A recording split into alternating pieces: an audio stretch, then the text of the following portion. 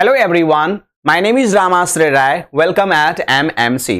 तो गाइज, आज के इस लेक्चर में I will be discussing you 30 the most important idioms. ठीक है, तो गाइज एक एक इडियम्स को समझते चलिए और आगे बढ़ते चलिए। तो आज का जो इडियम है वो है कि टू ऑयल द नॉकर। तो what is the meaning of to oil the knocker का मतलब क्या होता है? टू नॉयल द नॉकर का मतलब होता है टू टिप द बॉय।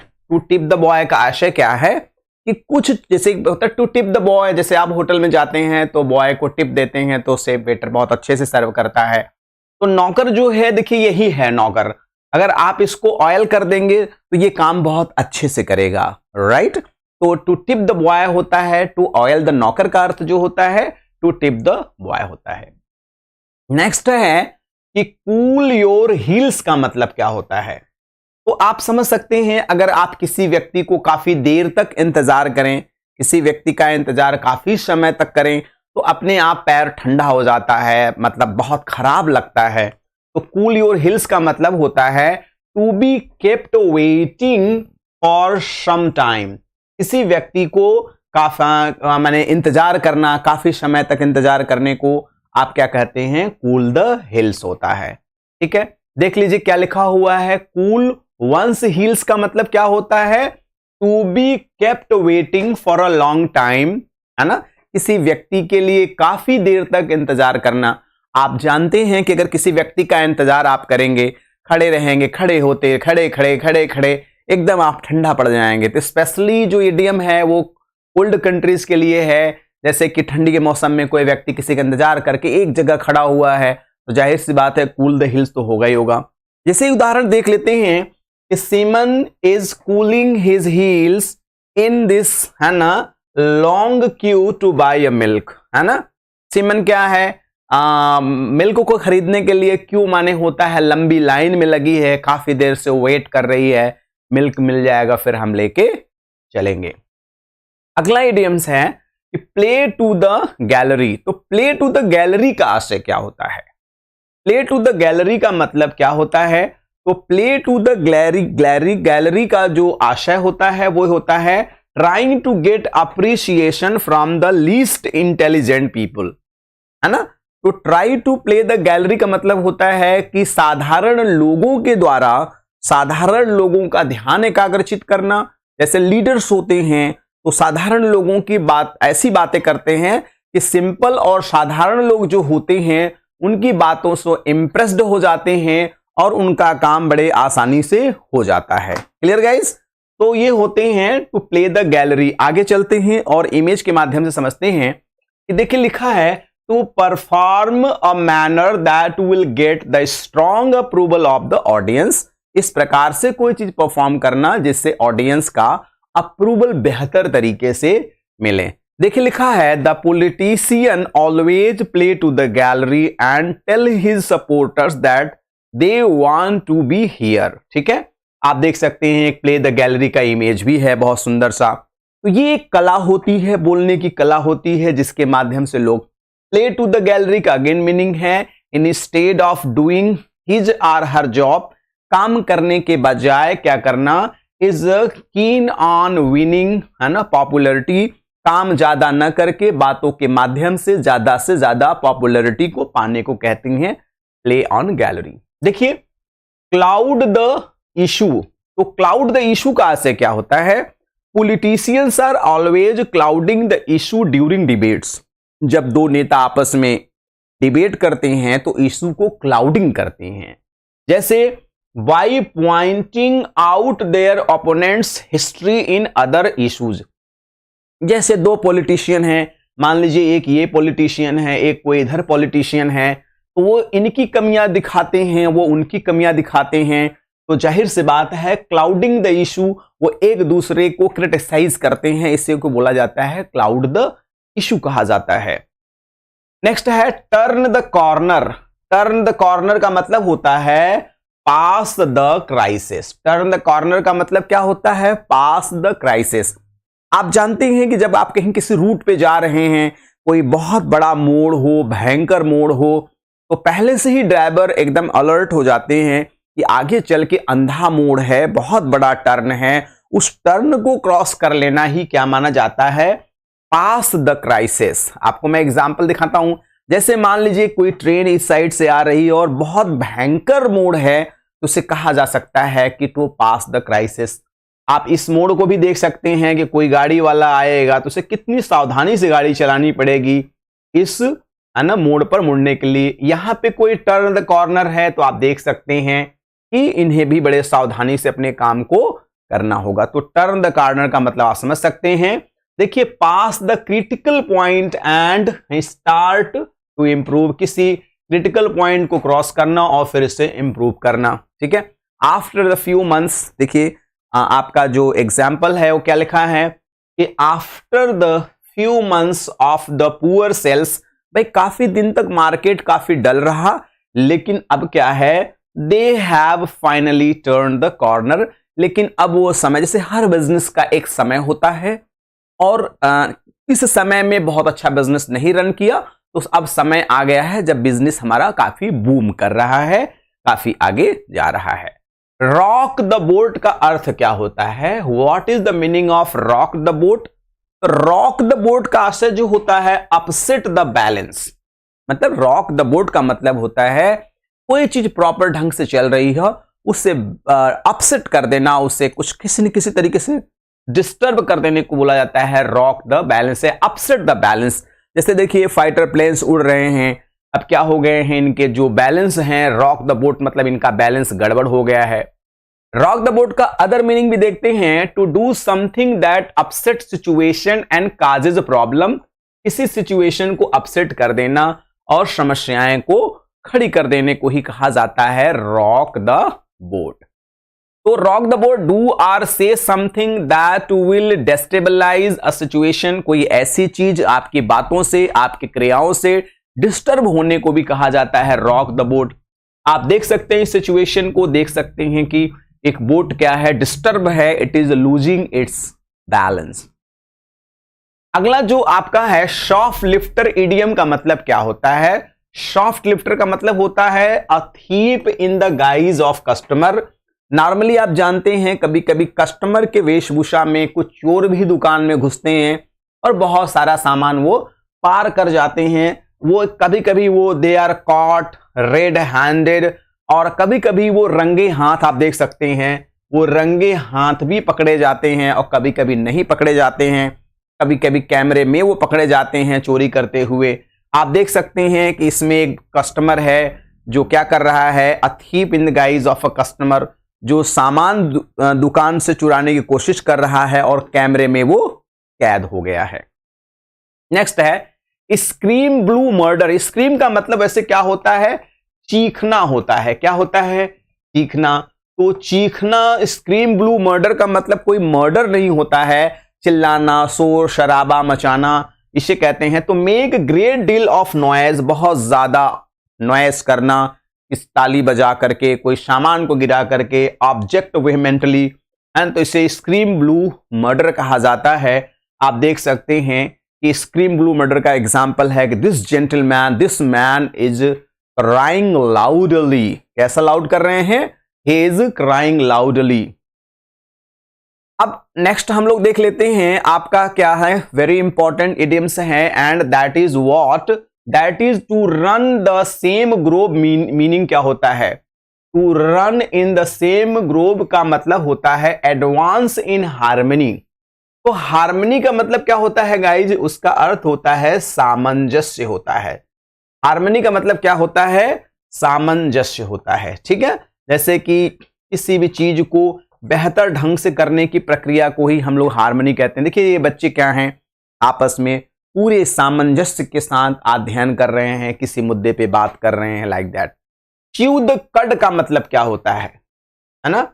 जैसे जानवर किसी चीज को थोड़ा सा लेके काफी देर तक च्यूइंग करते हैं, ऐसे ऐसे पगुराते हैं, जैसे हिंदी में आप लोग कहते हैं, तो इससे बोला जाता है to muse or think deeply. देखिए जानवर को कभी पगुराते हुए देखिए तो ऐसा लगता है, प्रतीत होता है जैसे कि वो जानवर क्या कर रहा है, किसी बहुत गंभीर मुद्दे पर मंथन कर रहा है। उसी से ही लिया गया है to muse or think deeply.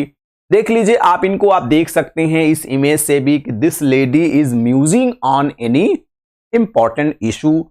आप यहां भी देख सकते हैं, I think very deeply, it means I कड, है ना, आई च्यू द कड। च्यू द कड का और आगे चलते देखते हैं तो क्या मतलब हो जाएगा, to think slowly and carefully about something. देखिए जानवर जब पागुर करते हैं कितना आराम से करते हैं, जल्दीबाजी में नहीं करते हैं, ऐसा लगता है बहुत किसी इंपॉर्टेंट मुद्दे पर सोच रहे हैं।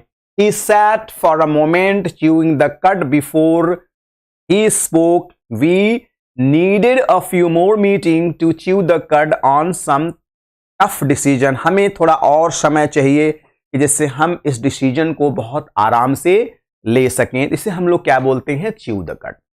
तो wear your heart on your sleeves, wear your heart on your sleeve का मतलब स्लीप आप समझते हैं बाही होता है, यहां पे हार्ट का सिंबल लगा देना का मतलब ही होता है जो आप कहना चाहते हैं, जो आप बोलना चाहते हैं, आप ओपनली और फ्रैंकली किसी से भी बोल सकते हैं, कह सकते हैं। जैसे Johns always and worn his heart on his sleeve, so there's no doubt who he will be supporting. किसकी सपोर्ट कर रहा है, किसकी नहीं।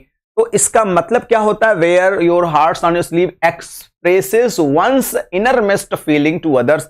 अपने मन की भावनाओं को दूसरे के सामने ओपनली कह देना। आप देख सकते हैं कि ये अपनी भावनाओं को इनसे ओपनली कह रहे हैं। आप ये भी देखिए एक इमेज है जिसमें हार्ट बना हुआ है ना। तो यू कैन से कि अपने फीलिंग को, अपने मन की बात को किसी के सामने स्पष्ट तरीके से कहने को ही कहा जाता है बेयर वंस हार्ट, है ना, ऑन हिज। देखिए wear your heart on your sleeve का आशय क्या होगा, if you wear your heart. देखिए if you wear your heart on your sleeve, इसका मतलब होता है कि you show your emotion openly, you don't try to hide your feeling. इसका आशय होता है अपने भावनाओं को स्पष्ट करना बिना कुछ छुपाए। नेक्स्ट है कि like a dying duck in a thunder storm. लाइक आप देख सकते हैं like a dying duck in a thunder storm. मैं आपको इमेज दिखाऊंगा तो और समझ में आ जाएगी। देखिए डक हैं, बत्तख हैं, थंडर स्टॉर्म हैं, और आप जानते हैं बहुत नाजुक ये बर्ड होते हैं, और भयंकर तूफान हो, पानी हो, बर्फ गिर रहा, तो इनकी कंडीशन कैसी हो जाएगी, कैसी हो जाएगी आपको मैं दिखाता हूं। इनकी जो कंडीशन हो जाएगी वो बहुत ही पेनफुल हो जाएगी। इसे हम कह सकते हैं कि like a dying duck in a thunder storm, मतलब इनकी कंडीशन क्या है, डिस्ट्रेस्ड है। कैसी कंडीशन है, देखिए इनकी कंडीशन कैसी है, एकदम डिस्ट्रेस्ड है। तो डिस्ट्रेस्ड कंडीशन आप इस विमेन को भी देख सकते हैं, मैडम क्या है, एकदम डिस्ट्रेस्ड हैं, एकदम टेंशन में है। नेक्स्ट है do you lead someone up down the garden path. तो अप और down the garden path idiom का आशय क्या होता है, इसका आशय होता है किसी को धोखा देना, किसी को चीट करना। देखिए लिखा भी है kill someone but do not deceive him और हर। अगर किसी को मारना है तो बल्कि जान से मार डालो, लेकिन उसे धोखा मत दो, क्योंकि धोखा देने के बाद वो इंसान रोज मरता है, रोज उसकी हत्या होती है। देखिए might be possible earlier this gentleman was in love with this lady and now he is engaged with someone else. तो आप देख सकते हैं this image is just indicating that do not deceive anyone. Lead someone down the garden का मतलब होता है to deceive someone, किसी को धोखा देना, ठीक है। Do not cheat anyone because if you cheat definitely that person will be in distress and pain. तो नेक्स्ट है कीप द पॉट बॉइलिंग का मतलब क्या होता है। देखिए कीप जैसे ये देखिए पॉट है ना, अगर आप इसमें नीचे से आग लगाएंगे तो आप जान सकते हैं कि देखिए कीप द पॉट बॉइलिंग का मतलब होता है कि आग लगा दो, और है ना, इसका आशय क्या होगा आप समझ सकते हैं। कीप द पॉट बॉइलिंग का मतलब हो जाएगा टू कीप कंट्रोवर्सी अलाइव, मतलब किसी मुद्दे को, किसी विवाद को हमेशा बनाए रखना। भाई जैसे किसी से लड़ाई झगड़ा लगातार आप करते रहेंगे तो एक समय आएगा जो बहुत ही विस्फोटक होगा और बहुत ही नुकसानदायक होगा। Keep coals of fire on their head, माने पुट ऑन द सेम। जैसे कि पहले के जमाने में कभी कभी राजा लोग क्या करते थे, कोई व्यक्ति कुछ गलत करता था तो उसके सर पे कोयला लाद देते थे या कोयले ढोने का काम दे देते थे, जिससे उसको शर्मिंदगी महसूस हो। और भी सुना होगा आप लोगों ने कि यदि कोई व्यक्ति गलत कार्य करता था तो उसके मुंह पर एक तरफ वो कहते हैं कालिख लगाया जाता था, एक तरफ चूना लगाया जाता था और गधे पर बैठा के पूरे गांव वगैरह घुमाया जाता था। तो इसी सेंस में है, आप देख लीजिए कि to put on coals on head का मतलब होता है शर्मिंदगी महसूस करना। पहले के जमाने में राजा लोग ऐसा किया करते थे।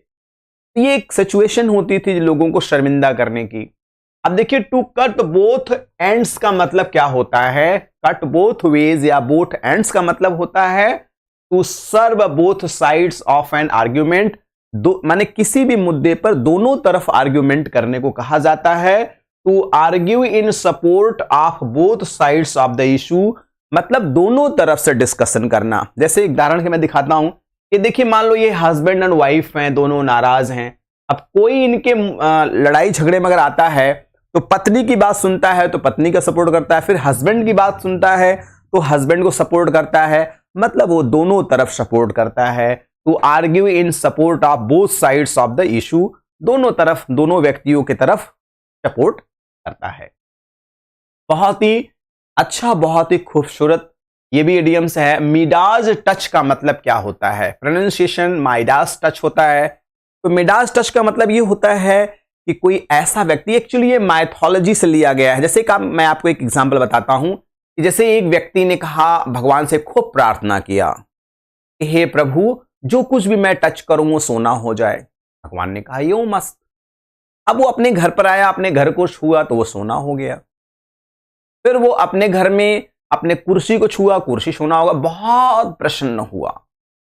शाम का जब समय, जो कुछ भी छूता था वो सब सोना हो जाया करता था। शाम का जब शाम के समय जब भोजन आया, उसने भोजन को छुआ तो भोजन भी सोना हो गया। पानी को छुआ तो पानी भी सोना हो गया। अब उससे अपने किए पे पछतावा होने लगा कि इंसान को इतना लालची नहीं होना चाहिए, राइट, जिससे कि वह अपने ही पैर पे कुल्हाड़ी मार ले। तो ऐसे ये ग्रीक मैथोलॉजी थी। मिडास टच का मतलब था कि कोई चीज को छू लेना और सोना। ऐसे ही कुछ इंसान होते हैं, कोई भी बिजनेस शुरू करते हैं और उसमें बहुत ज्यादा वो सक्सेसफुल होते हैं। आप कह सकते हैं, अंबानी साहब को कह सकते हैं कि कोई भी बिजनेस शुरू करते हैं वो बिजनेस में बहुत जल्दी रॉक कर जाते हैं। जैसे आपने जियो को देखा कि अभी 1 से 2 साल, 2-2.5 साल पहले इनका कोई नाम ही निशान नहीं था, लेकिन फिर एकाएक जब ये मार्केट में आए तो इन्होंने सबको धराशायी कर दिया और सबसे ज्यादा कस्टमर आज इनके पास हो गए। ठीक है, तो देख लीजिए लिखा है to be financially successful in every venture, right. Like say the business tycoon Mukesh Ambani has got the Midas touch in every business he starts becomes highly successful. Mukesh Ambani साहब कोई भी बिजनेस स्टार्ट करते हैं और बहुत ही तेजी से वो सफल हो जाते हैं। मिडाज टच क्या होता है? The Midas touch is the ability to make money no matter what ideas one tries, a gift for easily making money और बीइंग फाइनेंशियली सक्सेसफुल। देख सकते हैं मिडाज टच, कुछ भी ये छू लो तो सब सोना हो जाता है। और ये जो है एक माइथोलॉजी से रिलेटेड है, पूरी ये कहानी है कि from king Midas of Greek myth who asked the god Dionysus for the gold touch and found that it was more than he bargained for. Everything he touched turned to gold including his food. सब कुछ हो गया था उसका। मैंने आपको जो कहानी बताई कुछ ऐसा है। Ability to success in all projects, मिडाज touch का मतलब होता है ability to success in all projects. You have the मिडाज touch everything. Your touch turns to a muffler, मतलब आपके हिसाब से वो चीजें खूबसूरत हो जाना। लिंच लॉ का मतलब क्या होता है? लिंच का मतलब पहले मैं आपको बता दूं, लिंच का जो शाब्दिक अर्थ होता है कि भीड़ के द्वारा किसी भी अपराधी को मारते मारते एकदम जान से मार डालने को लिंच बोला जाता है। लिंच लॉ का मतलब होता है कि भीड़ ने किसी को गलत करते हुए पकड़ लिया, अब उसे उन्होंने क्या कर दिया, देखिए यहां पे फांसी की सजा लटका दिया। देखिए बहुत सारे भीड़ के लोग हैं, इन लोगों ने इन्हें क्या कर दिया, फांसी की सजा दे दिया, फांसी पर लटका लिया। ये भी देखिए लिंच लॉ का उदाहरण है। इन्होंने कुछ गलत किया होगा, अब देखिए बहुत सारे लोग खड़े होकर के इनको मौत के घाट उतार देते हैं, आप देख सकते हैं इस। फिर देखिए किसी एक अपराधी को भीड़ ने क्या है मारते मारते एकदम से मार ही डाला, इसे भी आप लिंच ला के एग्जाम्पल में शामिल कर सकते हैं। And I thought I would come down in the world, I thought I come down in the world, आगे ये इडियम्स मैं लेके आ रहा हूं। आप देखिए कितना खूबसूरत और इंपॉर्टेंट इडियम है। टू देखिए लिखा है come down in the world का मतलब होता है to lose one's social and financial position. कभी कभी व्यक्ति छोटी छोटी गलतियां ऐसा कर देता है जिससे वो अपने सोशल और फाइनेंशियल समस्याएं क्रिएट कर लेता है। For an example, to lose one's social and financial position, कभी कभी छोटी छोटी गलतियां लोग करके क्या करते हैं, अपने सोशल कंडीशन को क्या करते हैं, खराब कर लेते हैं। आगे है a man of the world का मतलब क्या होता है, experienced man often with cosmopolitan background, ऐसा व्यक्ति जो अनुभवी हो, विश्व प्रेमी हो, विश्व के बारे में पर्याप्त ज्ञान रखता हो, उसे हम लोग क्या बोलते हैं, कॉस्मोपॉलिटन बोलते हैं। वैसे कॉस्मोपॉलिटन का आशय होता है कि वह व्यक्ति जो पूरे संसार को अपने घर जैसा समझता हो, अपने घर जैसा स्नेह करता हो, पूरी दुनिया से ही वो प्यार करता हो, दुनिया में कुछ भी घटनाएं घट जाए उसे बहुत कष्ट होता है। तो ऐसे लोग बहुत विशाल हृदय के होते हैं, चिवैलरस होते हैं। देख लीजिए, familiar with and is in many different countries and culture, cosmopolitan वह व्यक्ति होता है जो बहुत सारे देश घूमा होता है और उसे सारे देश के लोगों से बड़ा स्नेह और प्रेम होता है। जैसे देखिए बच्चा क्या है, कॉस्मोपॉलिटन है, इसे पूरे विश्व से ही प्रेम है, इसीलिए इसने क्या किया है, अपने सर पे विश्व का मैप रखा। इन द सेम बोट, इडियम्स का मतलब होता है इन द सेम बोट का मतलब सेम सिचुएशन में होना। उदाहरण के लिए इन द सेम बोट माने to have the same problem, same boat मतलब सेम प्रॉब्लम। जैसे एग्जांपल के लिए मैं दिखाता हूं कि देखिए इस बोट में क्या है, जितने लोग हैं, राइट। अब अगर मान लीजिए इसमें कोई प्रॉब्लम आ जाए, एक व्यक्ति दूसरे व्यक्ति से पूछे कि भैया ये बताइए क्या होगा, कि जा पाएगा कि नहीं, पार हो पाएंगे कि नहीं हो पाएंगे, तो कह सकता है अगला व्यक्ति, फ्रेंड्स आप भी समस्या में हैं और मैं भी समस्या में हूं, इसका मतलब we are in the same boat. आप रेलवे स्टेशन पर हैं, अगर आप जानते हैं किसी ने पूछा भैया ट्रेन पता नहीं आएगी कि नहीं आएगी, लेट होगी क्या होगी, तो आप कह सकते हो sir friend we are in same boat, we are at the same airport, we are same at platform. जहां आप वहां मैं, तो मैं कैसे बता सकता हूं, ठीक है।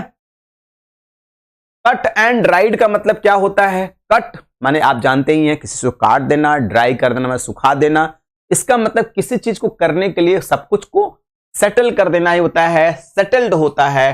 कट एंड ड्राइड का मतलब होता है जैसे मान लीजिए जज साहब को किसी को डेथ पेनाल्टी देना है, किसी को डेथ इम्प्रिजनमेंट देना है लाइफ लॉन्ग, उसके लिए वो क्या करते हैं, सेटल्ड एंड डिसाइडेड।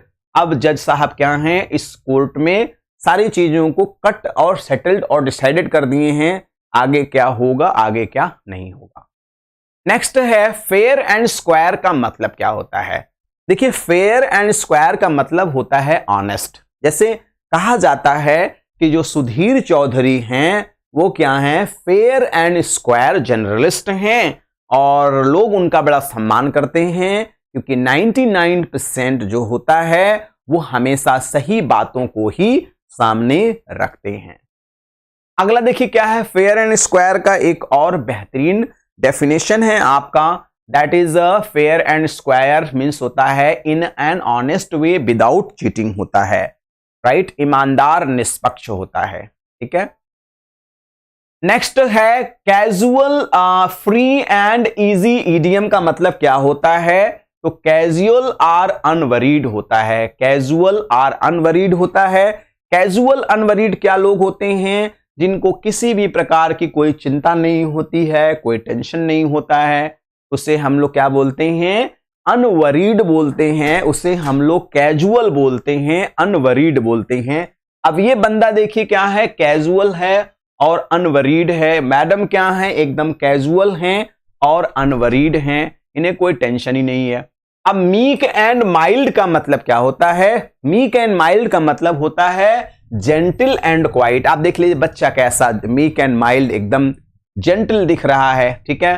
तो मीकनेस जो होता है, कहते हैं meekness does not mean weakness. अगर कोई व्यक्ति बहुत पोलाइट है इसका मतलब उसकी कमजोरी मत आप समझिए कि बहुत कमजोर इंसान है, उसे कभी मत समझिए। Gentle, mild, meek, it is closely linked with the word humanity, है ना, और humility, and follows directly upon it. Null and void का मतलब होता है invalid without legal effect. Null and void का मतलब होता है इनवैलिड, विदाउट इफेक्ट होता है। आप समझ लीजिए जैसे our lease will become null and void in 30 days if we don't renew it. भाई किसी कोई जमीन आपने लीज पर लिया है, अगर आपने उसको, है ना, रिन्यूअल नहीं किया तो नल विड हो जाएगा, मतलब विदाउट क्या हो जाएगा आपका, बिना किसी काम का हो जाएगा, बेकार हो जाएगा, बिना इफेक्ट का हो जाएगा। A contract or clauses that is invalid, है ना, and non binding or which has no legal force. अगर आप उसको रिन्यू नहीं कराएंगे उसका कोई प्रभाव ही नहीं पड़ेगा। रफ एंड रेडी मीन्स क्या होता है, not exact only approximate, not exact only approximate. Rough and ready कहते हैं रफ आइडिया दे दीजिए, इसका मतलब एग्जैक्ट नहीं, अप्रॉक्सीमेट। जैसे आपने पूछा कि सर वहां उस कोचिंग की फीस कितनी है, मैंने कहा कि पता नहीं, बता नहीं सकते, लेकिन तब भी लगभग मैंने कहा लगभग 15,000 होगी, मतलब एग्जैक्ट नहीं है, लगभग 15 से 20 के बीच में हो। शॉर्ट एंड स्वीट का मतलब होता है, शॉर्ट एंड स्वीट का मतलब होता है संक्षिप्त में हो, जैसे गागर में सागर भरने वाले शब्द होते हैं। जैसे मैंने कहा your introduction should be short and sweet. आपका इंट्रोडक्शन कैसा होना चाहिए, शॉर्ट एंड स्वीट होना चाहिए, ठीक है, ब्रिस्क होना चाहिए, विदाउट डिले होना चाहिए, और बेहतर होना चाहिए, ठीक है। And I will tell you that the last one is guys की क्लोक एंड डैगर का मतलब आप देख सकते हैं, यह व्यक्ति क्या है, डैगर लिया हुआ है, आप देख सकते हैं, एक डैगर लिया है, एक चाकू लिया है। क्लोक माने होता है जो ऐसा कपड़ा जो क्या होता अपराधी लोग अक्सर पहनते हैं। तो क्लैक एंड डैगर का मतलब क्या होता है, इन्वॉल्विंग सिक्रेसी एंड प्लॉटिंग, किसी बड़े षड्यंत्र में इन्वॉल्व होना और उसमें भाग लेना और बहुत बहुत बड़े खतरे को अंजाम देना, इन्वॉल्विंग प्लॉटिंग एंड सिक्रेसी। तो आप ये देख सकते हैं कि ये हमने 30 इंपॉर्टेंट एडियम्स को डिस्कस किया। तो गाइज अगर कुछ वास्तव में अच्छा लगा हो हमारा एक प्रयास, है ना, तो आप प्लीज लाइक द वीडियो। अगर नहीं अच्छा लगा है तो you can dislike the video, not an issue. And guys, one thing more, and if you are new, please subscribe the channel and please do not forget to press the bell icon so you will be notified with our latest videos. And guys, one more request that please share the link to your friends, near, dear and sweetheart one. At the same time, one thing more, that please and please send your valuable comment, because according to your comment, I'll be working. Thank you for watching this video. Good day all and take care all. Thank you so much. Thank you very much everyone and everybody. Thank you so much. Thank you.